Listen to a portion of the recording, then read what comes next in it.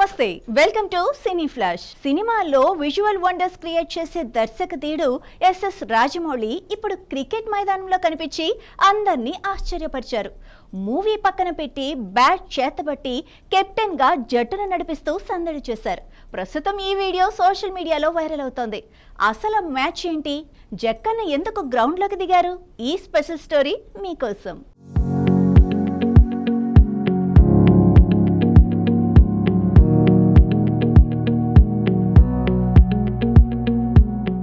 భారతీయ సినీ పరిశ్రమలో తనదైన ముద్ర వేసిన దర్శక ధీరుడు ఎస్ఎస్ రాజమౌళి మరోసారి సోషల్ మీడియాలో ట్రెండింగ్ లో నిలిచారు.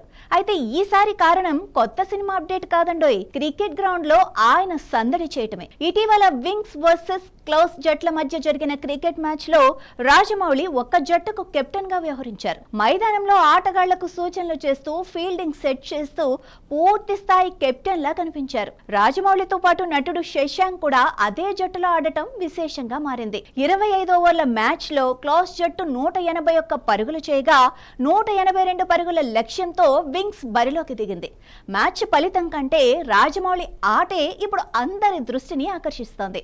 మహేష్ బాబుతో తెరకెక్కిస్తున్న భారీ పాన్ వరల్డ్ ప్రాజెక్ట్ షూటింగ్ తో బిజీగా ఉన్న రాజమౌళి కాస్త రిలాక్స్ కావడానికి ఇలా క్రికెట్ ఆడినట్లు సినీ వర్గాలు చెబుతున్నాయి.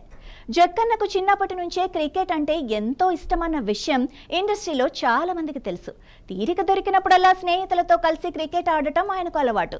ఇప్పుడు ఆ వీడియో బయటకు రావడంతో అభిమానులు కూడా ఫుల్ ఎంజాయ్ చేస్తున్నారు. డైరెక్షన్లోనే కాదు, క్రికెట్లో కూడా జక్కన్న స్టైలే వేరు. టీమును నడిపించిన తీరు సూపర్ అంటూ సోషల్ మీడియాలో అభిమానులు కామెంట్స్ చేస్తున్నారు. ప్రస్తుతం ఈ వీడియో సినీ అభిమానులతో పాటు క్రికెట్ లవర్స్ ని కూడా ఆకట్టుకుంటోంది.